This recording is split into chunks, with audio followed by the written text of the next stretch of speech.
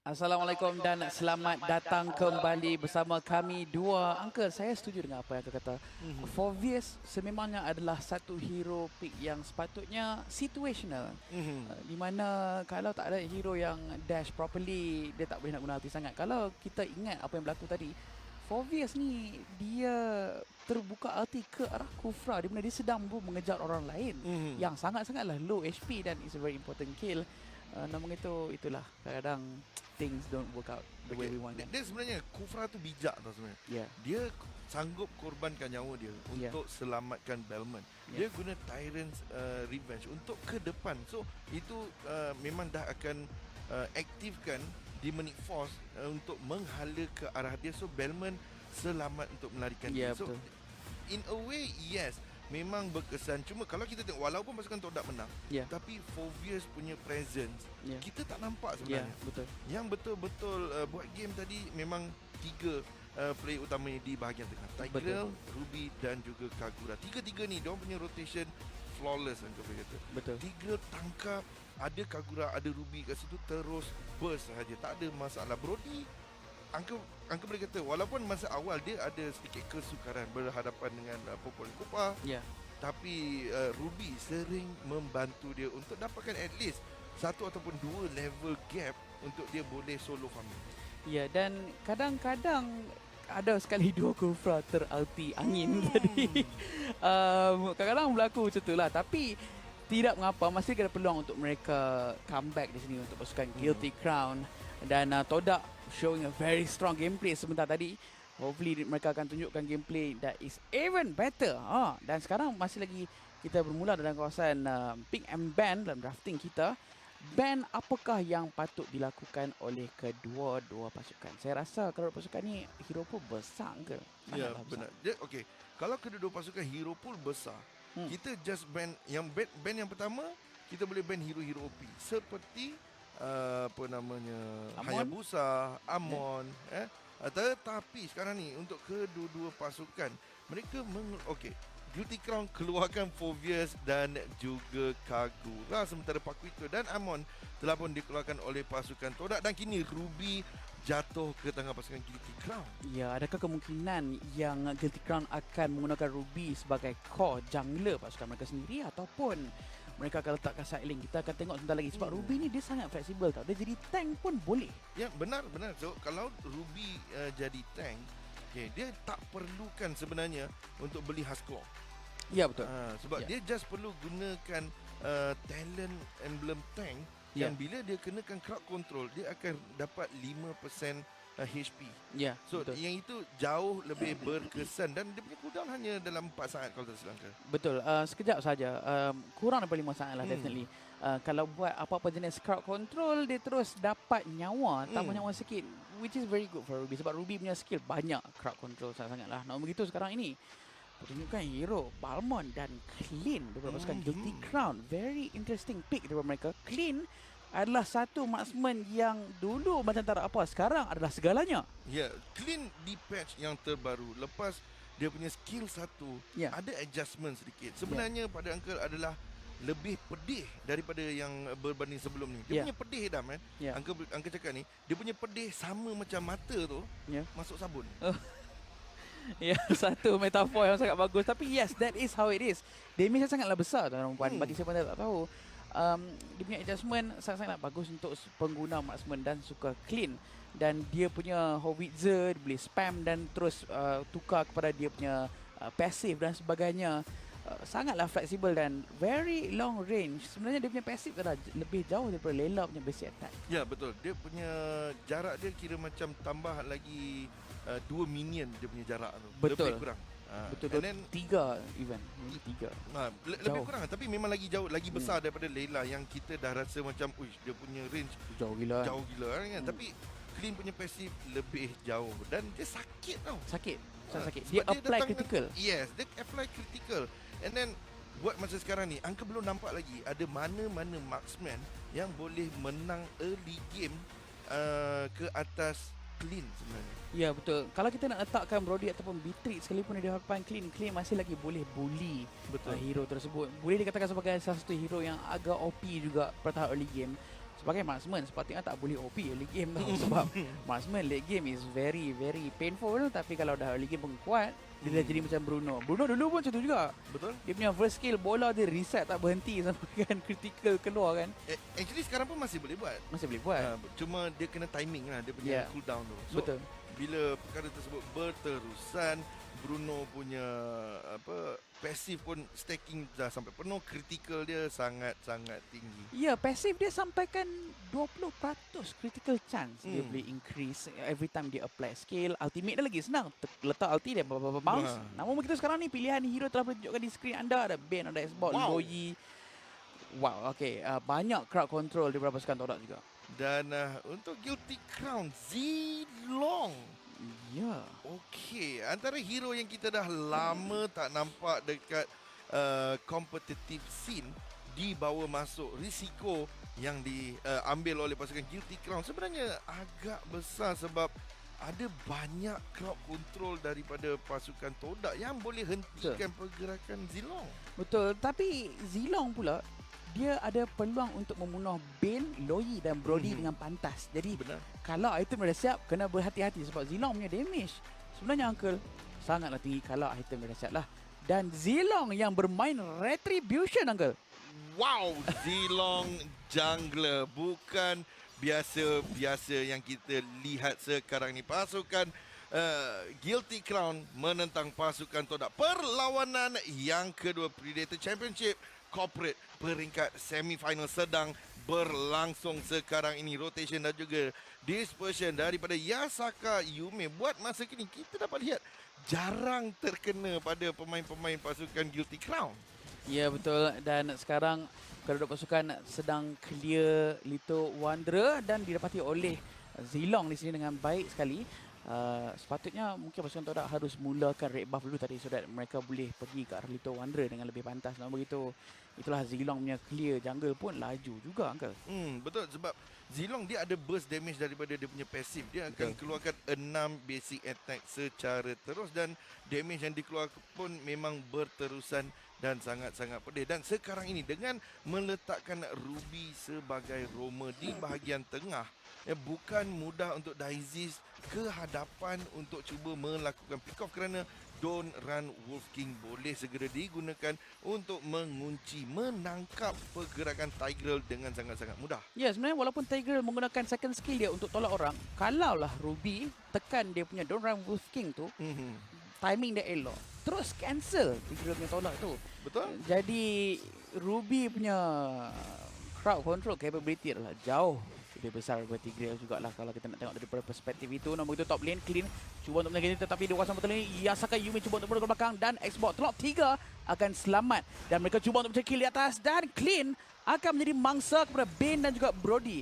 Terus pasukan Guilty Crown yang mendapatkan turtle sekarang. Ya, turtle cuba untuk didapatkan lihat zoning yang dilakukan oleh Ruby bersama-sama dengan Bellman ketika ini menghalang Telok 3 daripada terus mengganggu. Dan Telok 3 dia masih lagi di level 3. Dia tiada apa orang kata last insanity untuk cuba mencuri turtle sebentar tadi. Betul. Dan Uncle, saya banggalah cara Uncle sebut Telok tu memang betul-betul macam a true kedahan Uncle. I feel proud. Very proud. Dan nampak yang Benny akan dikejar dan ultimate telah pun dibuka tetapi tak terkena sesiapa. Carnivore harus berhati-hati sebab ultimate tu rugi tau. Dia punya knock-up tu bagus gila kalau kena. Tapi itulah malangnya Flicker telah digunakan untuk melarikan diri sebentar tadi. Dan terus terkena fusion daripada Yasaka Yume. Cuba untuk mencari damage sekali lagi kepada Vanny tapi tak terkena. Okey, dia lawyer ni satu je yang sangat annoying pasal dia. Dia punya skill boleh hantuk kepala kita sama-sama. Betul. Dan damage yang dikeluarkan sangat-sangat besar. Dan Vanny terpaksa berundur ke belakang. Dan kalau tak silap Uncle tadi, Uncle dengar I'm offended digunakan. Dia cuba untuk marah, tapi dia buat kita marah sebab tak kena. Ya, betul ke? Malangnya mereka just a little bit out of range tapi nampaknya dia buka terus dia darkening cuba untuk mencari damage. Bukanlah timing yang baik kerana dia punya mana dah habis Uncle. Dia buka darkening mana dia habis. Kesiannya. Aduh. So sekarang clearance terpaksa dilakukan dibantu oleh Ruby. Dan nampaknya Lunox dia tak nak balik langsung untuk replenish dia punya mana. Kerana Lunox bila berlaku team fight, dia punya Chaos Assault sebenarnya yang akan mengeluarkan damage yang paling besar buat ketika ini untuk pasukan Guilty Crown. Saya setuju. Pada masa sama tadi Uncle, kalau Uncle perasan, Brody bunuh Clean di kawasan top lane ya. Di mana terus buka aim pelau je menolak ke belakang, tetapi diberhentikan oleh Bin. Kesilapan. Tapi dia kena cedok dekat belakang, cuba untuk mencari damage kepada Yasaka Yume. Tetapi tak sempat, nampaknya Zilong terlepas untuk bunuh ke belakang. Tetapi masih dia dapat Darkening telah dibuka, tetapi dia menjadi bangsa. Dan Yasaka Yume mengeluarkan damage yang secukupnya untuk menjatuhkan Lunox sudah tadi. Wow, sedikit miscommunication daripada Tigreal. Dia cuba untuk tolak ke belakang dan Bin pula buka ulti. Jadi tak cukup jauh dia tolak tu. Seorang nak tolak ke belakang, seorang nak tolak ke depan. Macam mana main ni? Kan, communication is everything. So tadi berlaku satu orang kata kepincangan dari segi komunikasi menyebabkan kesemua pasukan Guilty Crown berjaya untuk berundur ke belakang menyelamatkan diri, dan kematian hanyalah pada Vanny yang dia cuba untuk masuk balik sebenarnya walaupun dia dah selamat. Betul, dan sekarang Yasaka Yume tadi tak tahu macam mana dia dapat kill pada Ruby pula sebelum dia balik base. Dan begitu nampaknya Bane yang dimainkan oleh Carnivore berjaya untuk mendapatkan turtle, dan Lunox mati terkena second skill daripada Lunox. Itu satu kesilapan daripada Lunox. Dia boleh aktifkan dia punya Darkening, tapi kenapa dia pergi ke tengah sementara sebenarnya dia boleh daripada bush tu terus masuk ke dalam kawasan map dia sendiri dan berlalu pergi. Tapi Sacred Hammer cuba untuk menangkap Ruby, tapi dia hanya berjaya untuk cuba mengalihkan tembok yang ada kat tengah. Clean dah siap dia punya endless battle mengeluarkan damage kepada Brody, dan Brody akan menjadi masalah ataupun Brody sendiri akan keluarkan damage dan ultimate yang baik. Tigreal tolak Natalia, tetapi Clean cuba untuk menuju ke belakang dan Lohi sampai. Where are you going? Tetapi damage dia tak kena, Uncle. Tak kena. Memang betul-betul bernasib baik. Clean berjaya untuk menyelamatkan. Dia elak daripada Sacred Hammer. Dia elak daripada rotation daripada Loi, tapi deadly catch daripada Carnivore. Dia dah lapar daging. Lunox terus saja dibaham oleh jerung-jerung beliau. Ya, dan nampaknya mereka berjaya untuk menjatuhkan turret di kawasan mid lane. Mid lane punya turret antara turret yang penting ya, kerana mereka punya rotation akan sedikit gelap. Namun begitu penolakan yang sangat baik, cuba untuk membunuhkan Balmond. Satu pilihan baik di sini. Satu pick off yang sangat bagus, tapi nampaknya Vanny berseorangan pergi hadapan. Dia buat apa pun tak tahu, meletup punya icebox dan mati di tangan Ben. Oh my god. Apa yang cuba dilakukan oleh Ruby sebentar tadi adalah hanya untuk mengundang kematian sendiri. Dia tak sepatutnya pun ada di kawasan tersebut. Dan untuk pasukan Todak pun Angka sebenarnya tak sangka yang mana deadly catch, last insanity, semua ulti dikeluarkan hanya untuk menumbangkan Ruby seorang. Ya, dia tank, jadi mereka harus menggunakan resources lebih banyak untuk jatuhkan, tetapi Darkening telah dibuka dan mati terus. Dia pergi depan untuk mati. Please kill me. Saya tak tahu apa yang mereka buat. Tadi Ruby masuk seorang ni, Lunox pula. Mungkin dia tak tahu yang dari catch punya cooldown sangat-sangat pantas, Uncle. Ya, benar sekali. Dan sebenarnya cannon fodder daripada Bane juga sebenarnya lantunan yang kedua damage-nya lebih besar daripada the first initial hit. Dan cooldown dia 2 saat je dah. Ya, cooldown 2 saat. Kalau item physical dia dah penuh dan dia punya bounce tu tak salah saya 250% kalau minion tu mati. Yang bounce, yang sebelum bounce tu, yang tu mati, dia akan damage lagi banyak kalau kena belakang. Pedih. Dan sekarang nampaknya telok 3 diganggu. Cyclone Sweep digunakan untuk cuba menghabiskan Firaga Armor, tapi last insanity dilepaskan sekarang ini dan terkorban begitu sahaja. Ya, dan Clean, dia punya power spike pun makin lama makin tinggi juga. Tetapi perbezaan gol sebanyak 4,000 pada minit ke-8 ini, adakah itu cukup untuk dia carry tim dia, Guilty Crown, ke arah kemenangan? Kerana mereka perlukan kemenangan ini, Uncle. Ya, 4,000 gol hanya lebih kurang 1 item setengah. Ya. Bukan satu perbezaan yang besar kerana tahulah rumput situ panjang. Ya. Tahulah dia punya weapon tu sabit. Janganlah buat kerja free. Uncle janganlah marah. Tahulah Uncle pandai pakai Ruby, tapi janganlah marah tengok. Kesian kan tengok ni. Nak begitu, Uncle. Nampaknya Blade of Despair telah pun disiapkan oleh Carnivore. Mereka harus berhati-hati. Kalau dia tembak cannon sekali, sakit. Tapi kalau bounce daripada minion lagi sakit, ultimate dibuka. Ya, satu penggunaan ultimate yang bagus kerana dia punya deadly catch itu boleh kena turret dan turret akan kena terima damage. Dan lagi kalau ada minion kat depan, jadi turret punya defense adalah dikirakan sebagai down. Ya, satu pilihan Maya. Ya, benar sekali. Dan sebentar tadi cubaan daripada pasukan Todak nampaknya berhasil. Kini tiada minion untuk melakukan pertahanan terhadap turret di bahagian tengah. Dan lihat betapa mudah, betapa pantasnya pasukan Todak menghabiskan turret-turret yang ada. Brody di kawasan atas nampaknya langsung tidak boleh diganggu. Clean ketika ini tidak boleh bergerak secara solo kerana carnivore. Dia punya rotation sangat-sangat laju. Kalau dia minum dia punya ram tu, dia akan dapat extra movement speed. So, memang susah untuk melarikan diri. Dan lihat, daily cash dilepaskan. Vanny terpaksa menggunakan flicker untuk berundur ke belakang. Kalau kau perasan, Carnivore dah curi dia punya red buff sebentar tadi. Namun begitu, kita punya Zilong tak mati lagi tau. Yang ni penting. Okay, dia belum mati lagi. Ya, dah mati. Caster's Curse. Aduh, hang teguk awal sangat. Saya tak suka lah kalau sebagai shoutcaster ni sentiasa ada sumpahan seperti ini. Kita kata apa, semua salah.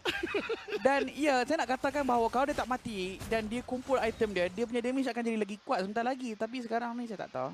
Okey, so sekarang ni Clean yang akan menjadi sandaran kepada pasukan Guilty Crown. Dia baru saja menyiapkan Berserker Fury. Jadi damage pasif daripada Clean sekarang ini sangat-sangat besar. Even Brody pun mungkin hanya 3 tembakan saja boleh dijatuhkan. Melainkan kalau Brute Force Breastplate ataupun Anti-Curious telah pun disiapkan. Ya, kita tengok item di sini. Ya, Brute Force dah siap dah oleh Brody. Athena Shield baru disiapkan oleh Tigreal. Tigreal tak banyak armor di sini, jadi Tigreal akan cair di tangan Clean dan cedoknya daripada Zilong berjaya untuk jadi kill kepada Brody. Ini adalah kill yang sangat penting buat pasukan Guilty Crown. Ya, benar. Satu pick off yang cukup baik, cukup pantas memberikan Clean kill beliau yang pertama, dan ini akan memberikan sedikit gol yang lebih lagi kepada Clean untuk menyiapkan item Thunder Belt dengan lebih cepat. Sebab apa, kita tahu Thunder Belt punya true damage boleh stacking dengan Endless Battle punya true damage, dan itu bermakna setiap kali pasif ataupun skill digunakan, damage pasif yang dikeluarkan selepas itu, basic attack itu akan ada critical, akan ada 2 true damage. Ya, betul. Nak counter true damage kena beli Sky Guardian. Ya, itulah penggunaan Sky Guardian di sini. Tetapi penarikan kepada 4 orang. Mereka terpaksa untuk berkeluarkan kerana berada di kawasan bawah turret. Sedikit berbahaya dan tak ada siapa yang mati di sini. Satu war yang bagus untuk Guilty Crown. Satu tarikan daripada Ruby yang merangsangkan, Uncle. Ya, cubaan yang sangat-sangat baik. Walaupun ketika ini ketinggalan 2 kill berbalas 11. Tapi lihat, perbezaan gol masih lagi lebih kurang sama. I am offended sekali lagi digunakan, tapi flicker terlebih awal digunakan oleh Dizis untuk mengelak daripada kematian yang pasti. Nampaknya makin lama makin banyak pula mistake daripada pasukan Todak di sini. Mereka menghantar satu demi satu kehadapan seperti apa yang dilakukan oleh pasukan Guilty Crown sebentar tadi. Dan mungkin mereka kena slow down sikit on their aggression kerana mereka masih lagi ada 5,000 goal lead yang harus diutilize oleh pasukan Todak dengan sebaik mungkin. Kalau tak, saya rasa ada peluang untuk Guilty Crown pula come out from this hole that they're in. Ya, benar sekali. Dan nampaknya Dominance Ice telah pun disiapkan oleh Ruby. Jadi ini akan sedikit sebanyak mengurangkan regeneration daripada Bane. Namun efek yang diberikan tidak begitu besar kerana pada angka Dominance Ice buat ketika ini tak perlu pun untuk Ruby sebenarnya. Bukan item yang perlu disiapkan untuk membantu. Tapi sekarang Deadly Catch dilepaskan hanya untuk berundur ke belakang. Risau akan pergerakan daripada Ruby menggunakan I Am Offender, tapi nampaknya torn apart memory, merobek-robek Bellman, terus saja terkorban, tertangkap offside sebentar tadi. Ya, malangnya dia mati seorang-seorang. Saya rasa Guilty Crown punya positioning di top lane bagus. Deadly Catch punya cooldown begitu pantas, tapi datangnya brightness bergerak ke hadapan. Cuba untuk penarikan yang baik kepada Tigreal. Tetapi inilah Tigreal. Tigreal boleh menggunakan implosion. Dia tengah damage daripada turret. Namun begitu, 2 hero berpasukan Guilty Crown telah pun tumbang. Mereka harus pertahankan base ini secepat mungkin. Deadly Catch dah ada cooldown, dah ada dia punya ulti saya rasa. Tetapi damage daripada Bane, itu dah Deadly Catch dibuka, tak kena Ruby.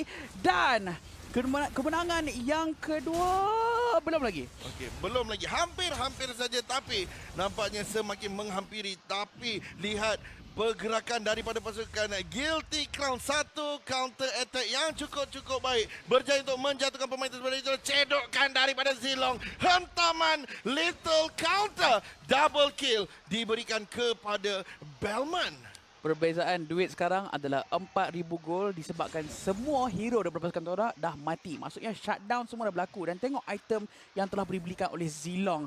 Dia ada Swift Boots, ada Windtalker, Endless Battle dan juga Berserker Fury. Next item dia adalah Blade of Heptasis nampaknya. Kalau dia siap yang tu, dia tekan second skill sekali, dia cucuk orang nyawa terus setengah. Especially Brody. Kena berhati-hati dengan damage daripada Zilong sebentar lagi. Ya, benar sekali. Tapi sekarang ini Lord nampaknya telah pun dimulakan oleh pasukan Guilty Crown. Dan Ben jauh. Ben ambil blue buff dulu. Oi, kenapa Ben pergi ke purple buff sedangkan mereka ada peluang sebenarnya. Tapi I'm offended digunakan oleh Ruby sebentar tadi. Tuan nampak memory cuba untuk menjatuhkan beliau.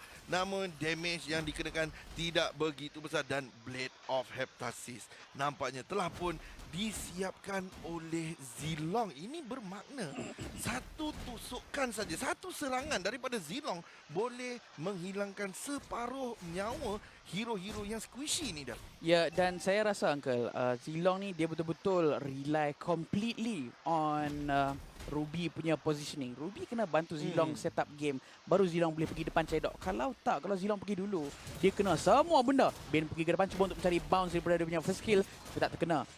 Fanny, okay, dia tak tarik saya ingat nak tarik 3 tadi. Zilong pergi ke atas. Oh, kena Brody, dia cedok Brody.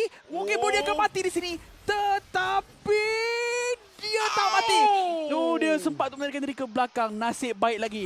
Tigreal menolak Balmond ke dalam tarik mid lane masih lagi belum dimusnahkan oleh pasukan Guilty Crown. Dan 4 orang daripada pasukan Guilty Crown cuba untuk musnahkan tarik ini. 2 hero saja untuk mempertahankan tarik ini. Ya, bukan mudah untuk menembusi benteng pertahanan pasukan Todak. Ada rotation. Tapi I'm offended telah pun digunakan. Namun tiada follow up daripada pasukan Guilty Crown. Implosion. Tolakkan Sacred Hammer masuk ke dalam kawasan tarik. Tetapi Tiger telah pun terkorban. Last Insanity dilepaskan. Letupan tersebut berjaya untuk menghapuskan immortality milik Ruby. Ya, tadi sebenarnya 3 tolak dah cantik. Tapi Loyi punya skill cooldown semua saya rasa. Dia tak boleh nak melakukan follow up.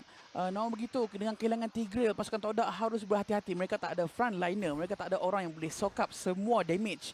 Dan perbezaan duit sekarang adalah 3,000 yang makin lama makin rapat. Dan tengok item Ruby, dia dah ada Immortality, dia dah ada War Axe sekalipun. Dominance Ice pun dah ada. Item terakhir mungkin Athena Shield.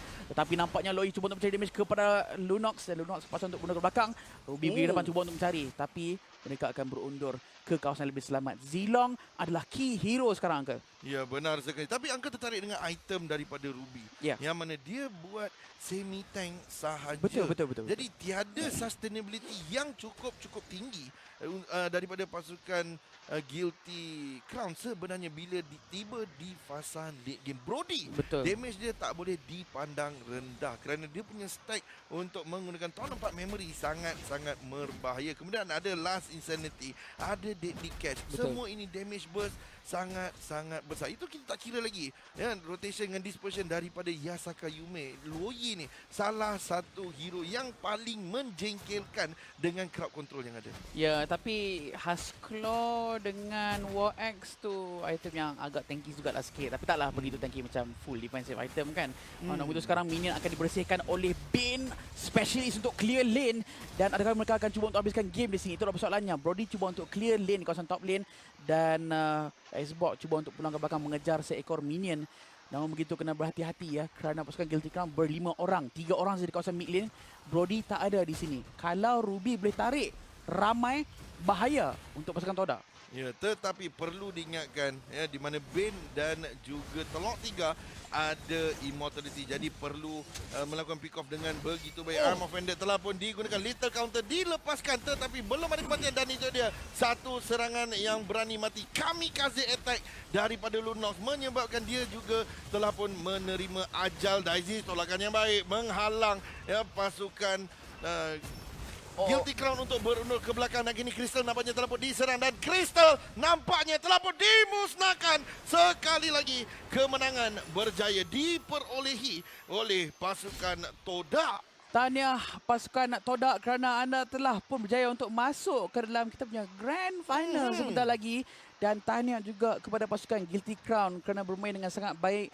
Kami dua boleh nampak bagaimana bagusnya defensif yang cuba dilakukan oleh pasukan anda. Dan apa yang lebih bagus adalah kalau anda call kami untuk join go-kart. Ya, benar sekali. Tapi kan kalau nak dapat latihan apa Mobile Legends yang lebih intensif boleh call kita orang. Tak ada masalah. Mau mantai bos. Ya, jangan call saya. Saya ni Aja Johnson je. Yang lain semua call dia. hanya bisa satu hero. Tapi Supreme. Supreme pun. Tapi itulah.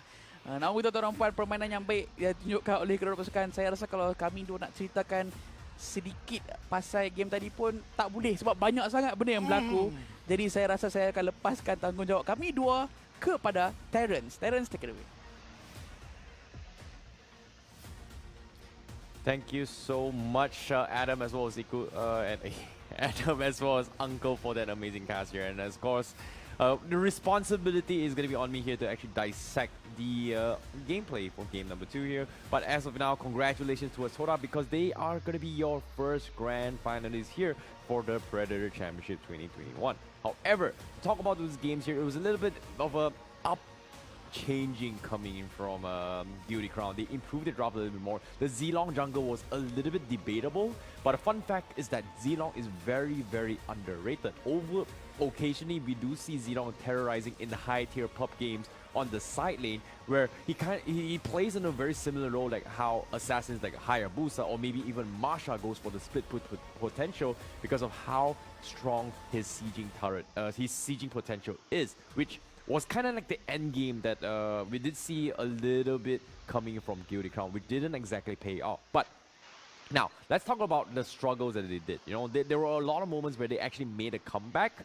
But before that, let's talk about how Todak do it in the highlights here. Because Todak, they had full control of the situation. They completely overrun in the sense where they know for a fact that Guilty Crown has two heroes that are really, really late game. And what I mean by really late game is then that is going to be the Clint as well as Zilong. These are two heroes that are very, very dependent on farms. So making space for them to get some farms is going to be very, very crucial. However, they did make space for this Clint to come online in the later stage game, but Zilong had to be the one to pay the price because the junglers coming in from Guilty Crown needed to be engaging in all these fights. But that's the thing, Guilty Crown, arguably Zilong is great for jungling in terms of taking jungles, but when it comes to making plays or dictating the momentum here, Todak's Bane is just so much better. And you can see the power of the Deadly Catch is completely zoning Guilty Crown's fights multiple times, but eventually Guilty Crown, they somehow manage to defend a lot of times because of the fact that they have this very, very strong catch potential, which Todak cannot underestimate, which is going to be the I'm Offended as well as the pools coming from Zilong. And in this particular highlight, you can see that is where you can see that they managed to hit that timings which they have been yearning for, which is the later stage of the game.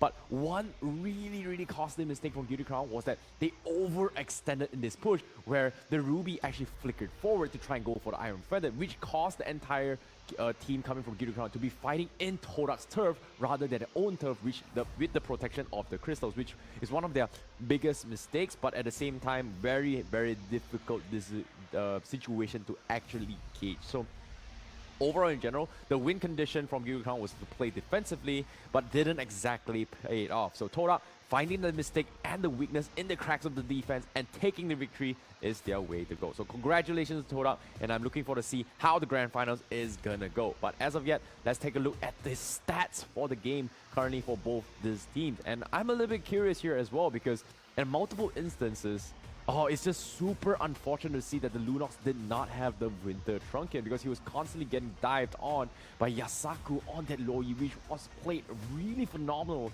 on his mage role. His Yin Yang overturns has been really, really spot on with that low E. alongside to actually set up for the implosion. Not just one, multiple instances here coming from Todak.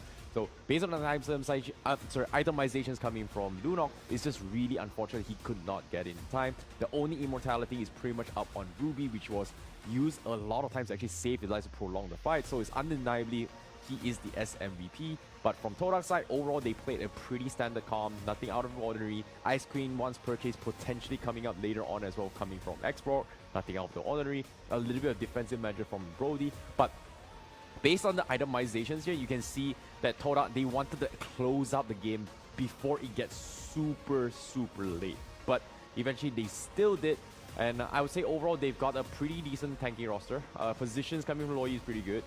Doesn't even need to win the Trunket on top of it all. So I'd say this is a pretty flawless game coming from Todak, 2-0 in the semifinals. And I'm looking forward to see how the stats actually go. But as of yet there, we have to crown the MVP for game number 2. Ladies and gentlemen, here, the MVP for game number 2 is going to be none other than Carnivore once again with his Bane with a 12 KDA and 14,673 total gold and an overall damage of 71,795. Great utilization of this hero itself as well with his passive as well as dedicated to isolate and zone out the members coming from Beauty Crown. So props towards Carnivore, congratulations. He is going to be the one that is going to be carrying his team in towards the grand finals potentially, because they are there now. I'm looking forward to see more games coming in from Carnivore and Todak themselves. But who is it going to be their opponent? That is something that I'm looking forward to see, because as of yet here, let's take a look at the brackets thus far for the Predator Championship 2021. And thus far, on the other side of the match, we are going to be waiting on the opponents from Todak, which is going to be either Star Medic, Sundara Mahan, or Geek Fam. These are two powerhouses as of yet here. We've all had rumors as well, knowing that Star Medic is a very strong force to begin with, and their contenders are no strangers in the esports scene. This is Geek Fam. This is going to be a legendary match. I'm looking forward to see the Geek Fam Todak finals, but at the same time, this is not the pro players. These are the management, the guys behind the scenes here, going to be playing on screen for you guys. So hopefully we will get to see that moment, but rumor has it Star Medic is a very strong team. So I'm looking forward to see who is going to be the winner out of that, and who's going to be the next grand finalist for that particular match. But as of yet, for those of you guys watching at home, I hope you guys enjoyed that. We are going to be taking a very short break, and right after this break, we are going to be jumping in towards the semi-finals, which is the Star Medic versus Geek Fam match. That is going to be the one to be watching. Who is going to be the next grand finalist? I'm looking forward to see that. But as of yet here, this is going to be the Predator Championship 2021, and is all brought to you by our amazing sponsors, Predator, Acer, Intel, Planet 9, as well as Koda Shop. We'll be having a short break right now, and we'll be right back with the next semifinals.